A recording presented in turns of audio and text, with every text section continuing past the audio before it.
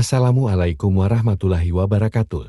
Sahabat-sahabatku yang dirahmati Allah Subhanahu wa Ta'ala, sebelum saya mengisahkan tentang karomah Mbah Maimun, jangan lupa untuk subscribe, like, dan komen ya sahabat dua.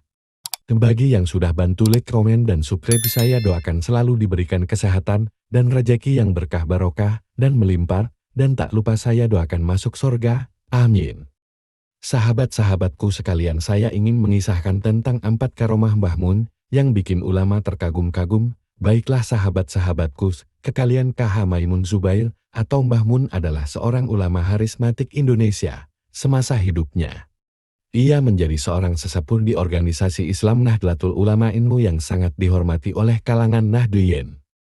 Mbah Mun lahir di Karangmangusaran, 28 Oktober tahun 1928 dari pasangan Kyai Zubair Dahlan dan Nyai Mahmuda dari jalur silsilah kakek. Ia merupakan keturunan Sunan Giri. Mbah Mun dikenal sebagai ulama dan guru yang alim. Dia telah banyak melahirkan santri yang melanjutkan jejak perjuangannya di jalan dakwah Islam. Salah satu santri yang tersohor adalah KH Ahmad Bahaudin Nursalib atau Gus Baha. Ulama yang juga politikus ini wafat di Makkah, Arab Saudi, pada Selasa, 6 Agustus tahun 2019 pagi saat merayakan ibadah haji. Ia tutup usia dalam umur 90 tahun. Baru-baru ini ada kabar dari Makkah bahwa jenazah Mbah Mun utuh setelah dimakamkan selama 4 tahun lamanya di pemakaman Malah.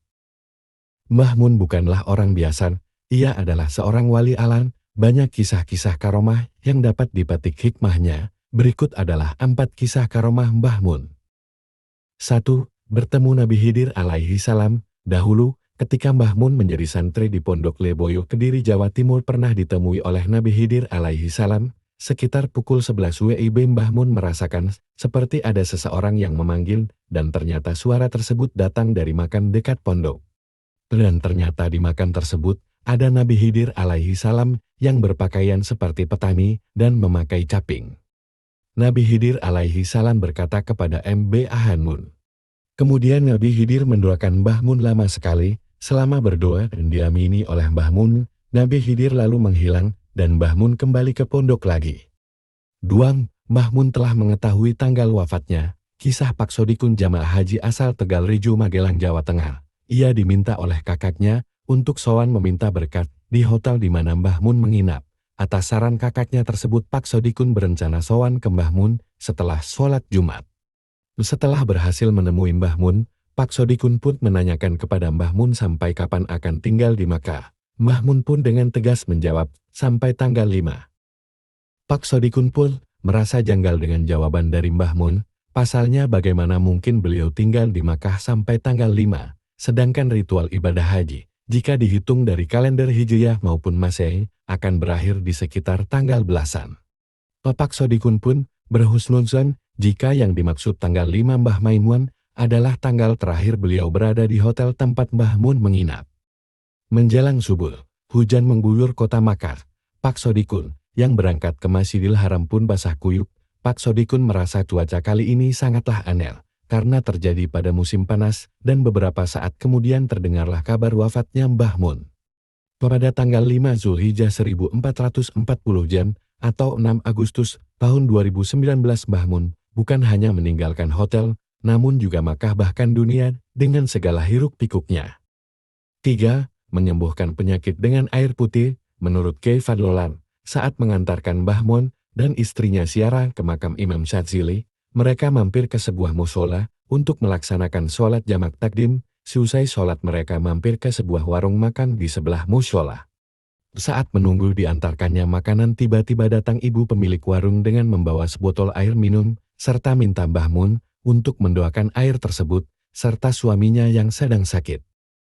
Setelah air tersebut didoakan, Mbah Mun bertanya, di mana suami dari ibu pemilik warung. Kemudian ibu pemilik warung mengantarkan Mbah Mun ke tempat suaminya berada. Setelah sampai, Mbah Mun mendoakan dan mengoleskannya dengan air putih. Tak lama setelah itu, suami dari ibu pemilik warung berangsur-angsur pulih. Setelah selesai makan, Kyai Fadlolan, Mbah Mun, dan istrinya pun pamit untuk pulang, dan ibu si pemilik warung pun menolak untuk dibayar. Ibu pemilik warung berterima kasih karena didoakan oleh Mbah Mun, namun Mbah Mun tetap membayar semua makanannya Mbah Mun benar-benar ikhlas menolong orang Mesir yang tidak dikenalinya tersebut. 4. Mobil Mbah Mun berjalan tanpa bahan bakar. Dahulu, Mbah Mun sering pergi ke Pasuruan dengan menaiki sebuah mobil. Mobil tersebut mudah sekali rusak. Maka saat melakukan perjalanan jauh di pertengahan jalan, harus selalu berhenti untuk melakukan servis mobil. Saat beliau dalam perjalanan pulang dari Pasuruan, sopir beliau berhenti di sebuah bengkel untuk memeriksa mesinnya. Ketika tukang bengkel tersebut memeriksa mobil tersebut, ia kaget dan menanyakan pemilik dari mobil tersebut, dan sopir pun memberitahu jika itu adalah mobil milik Mbah Mun. Tukang bengkel pun menjelaskan jika saluran selang bensin mobil tersebut tidak tersambung, namun kenapa bisa berjalan. Tukang bengkel pun terheran-heran dengan keanehan tersebut. Kejadian tersebut tidak terlepas dari karomah yang didapatkan oleh Mbah Mun. Semoga dari kisah-kisah karomah Mbah Mun tersebut kita dapat mengambil hikmah dan pelajarannya. Al-Fatihah untuk almarhum Mbah Mun.